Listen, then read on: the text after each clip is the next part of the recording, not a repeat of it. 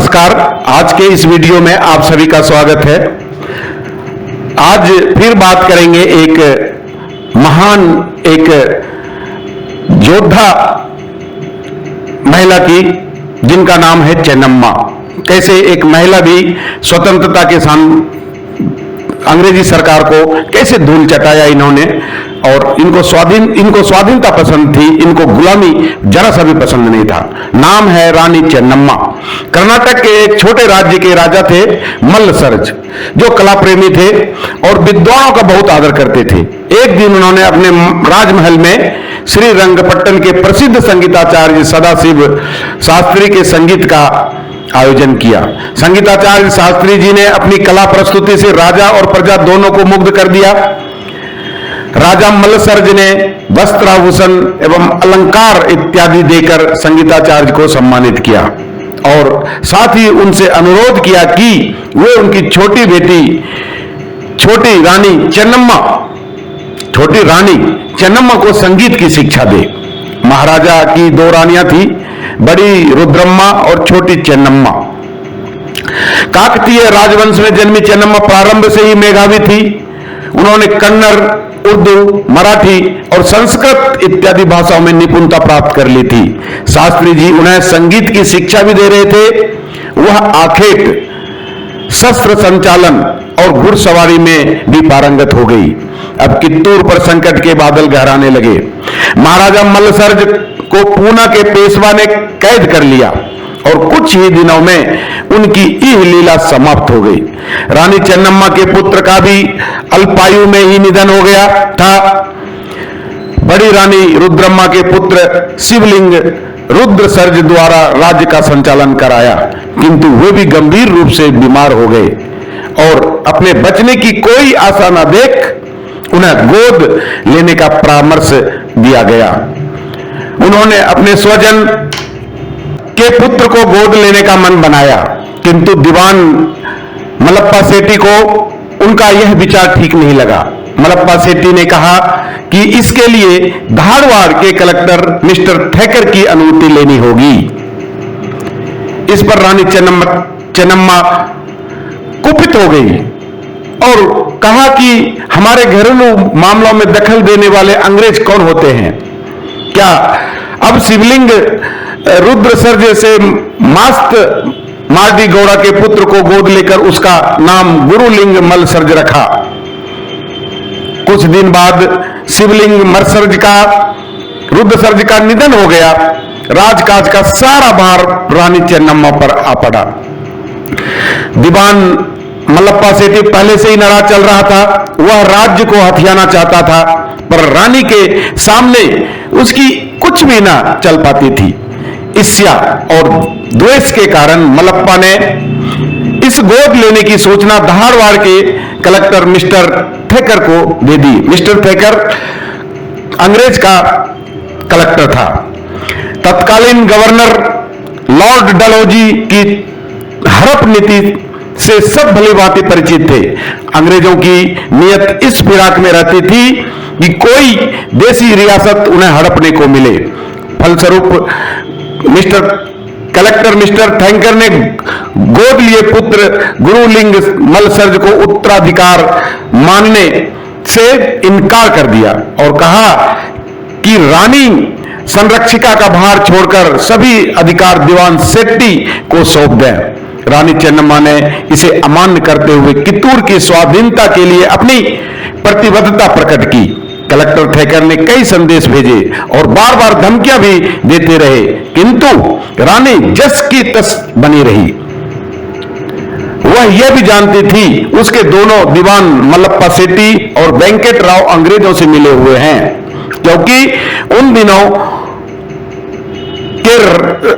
दोनों को राज्य का कुछ भाग देने का आश्वासन मिस्टर थेकर पहले दे चुके थे। लोभ उनको दे दिया गया।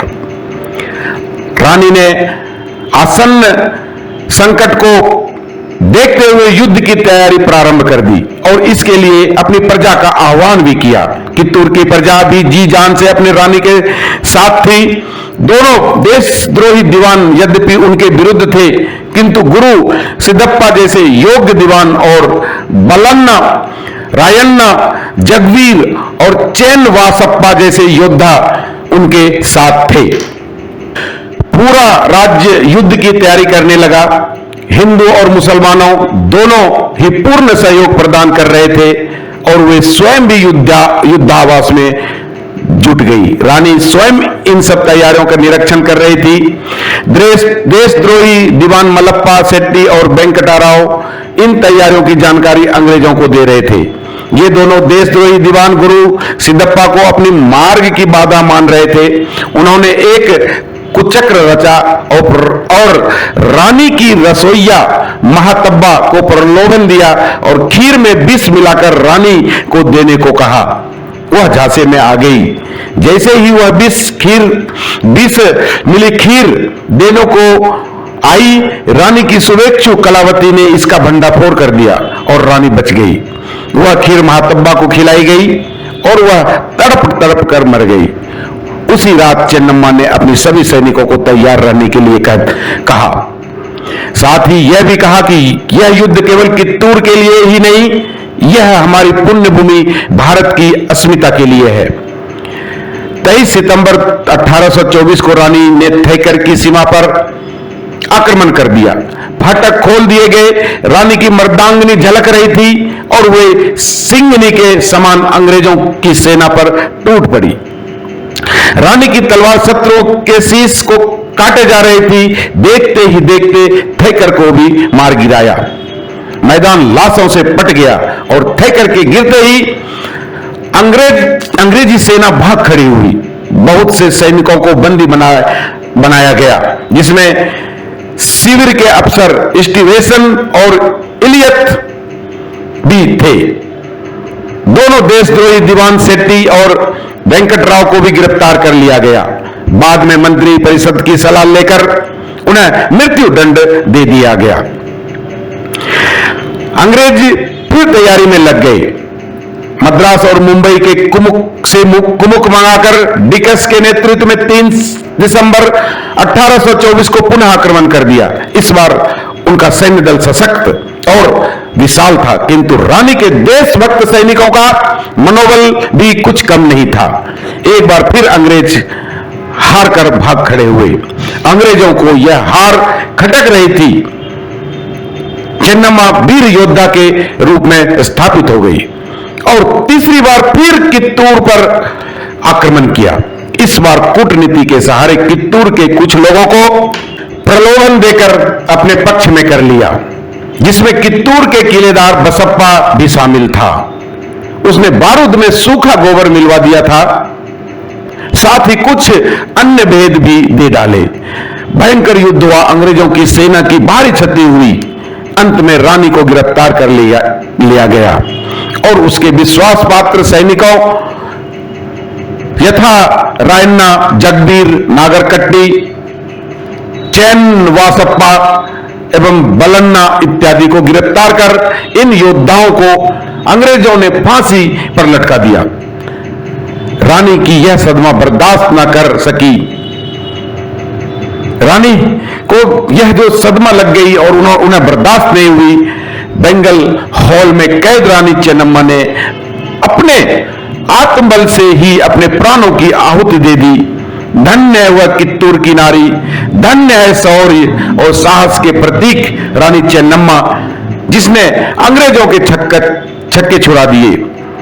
देश की बलवेदी पर अपने प्राण न्यौछावर करने वाली उस तेज पुंज को नमन और श्रद्धा सुमन।